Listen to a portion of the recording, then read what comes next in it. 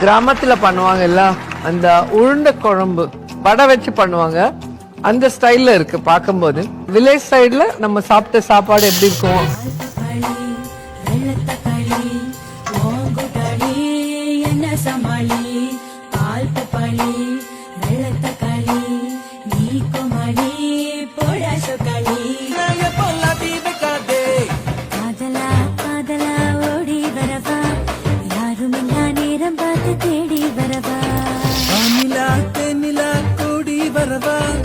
ஆடி மாச காத்து போல ஆடி வர